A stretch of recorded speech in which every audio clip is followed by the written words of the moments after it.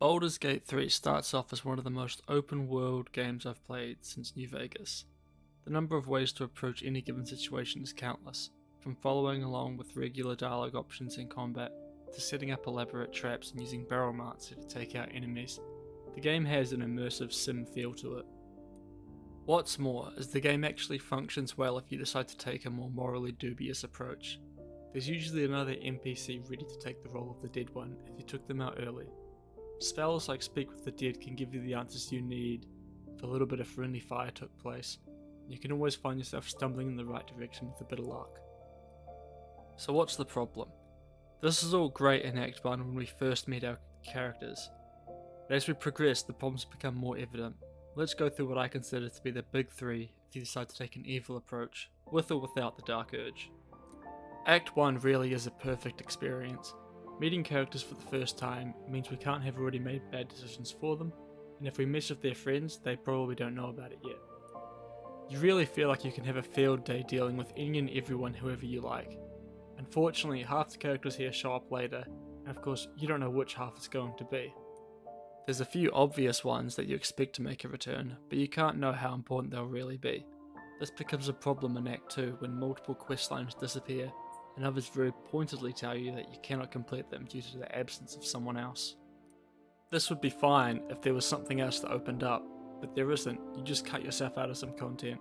Equally apparent is that it is predominantly the good characters that will send you away from the core story path to explore other areas. Notably, the Underdark, a very worthwhile zone containing some of the best gear in Act 1, can easily be skipped if you think you can disregard finding Halcyon, who is the main encourager for you to find and explore it. This can be solved with some simple metagaming, and it's unlikely to be a mistake you've made if you've been down there before. But for the sake of RP, it doesn't make a hell of a lot of sense for your characters to go down there on an evil playthrough. Good characters are told by Halcyon that it's a much safer route to the Shadow-Cursed lands than the Mountain Pass, which you were already told to go to for the sake of finding the Kresh, but for an evil playthrough the Mountain Pass is the only real stated option, and going to the Underdark is just to kill pretty much everyone down there.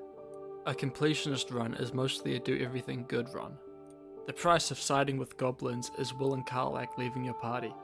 Halcyon will have to be killed as he is not happy about you slaughtering his fellow druids, but you do get Minthara for doing this. She's quite stint on actual content, her only quest being the one where you free her, and besides a little information on the big bad, she doesn't add much to the game. Apparently a lot of her dialogue is bugged and she is meant to have a bit more of a story, but you're losing out on two fully fleshed companions with equally relevant, if not more so, ties to characters later down the road. Then we have the death of all the tieflings. At least two potential allies in the final fight, a vendor in Act 2 and 3, and a quest to save some of them again after a certain event.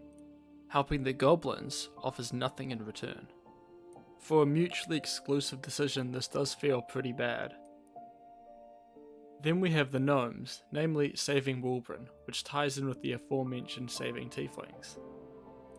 But the reason you might want to do this is because Barkus wants you to, whom you might have already killed on an evil character. He's the windmill gnome.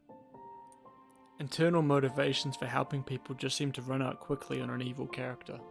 I brushed over Halcyon before, but he is vital for saving the Shadowlands.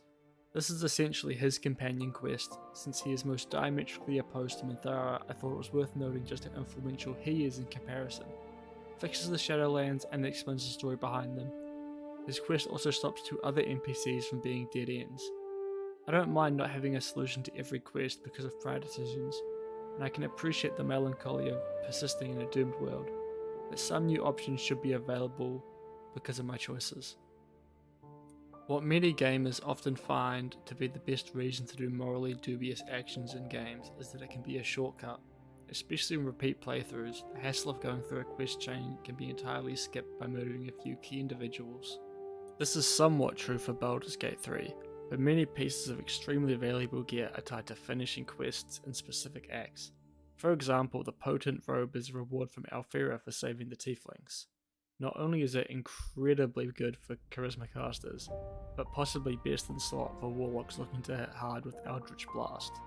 Given the popularity of charisma based casters, I find it hard to believe that once this item is more well known, anyone who can benefit from it will choose to forgo it.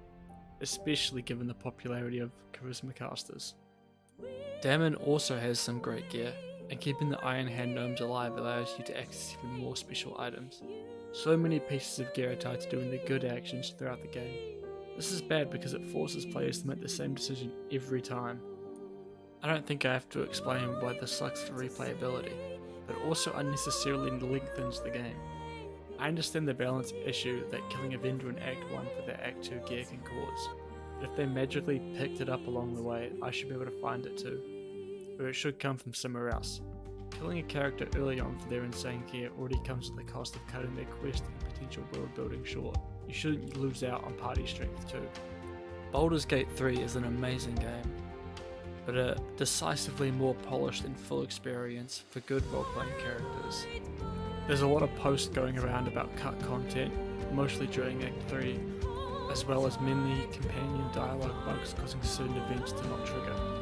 It sounds like they will, but we can only hope Larian continues to patch and improve this game, and make evil choices just as enticing and good experience as good, not something to cook say before we can be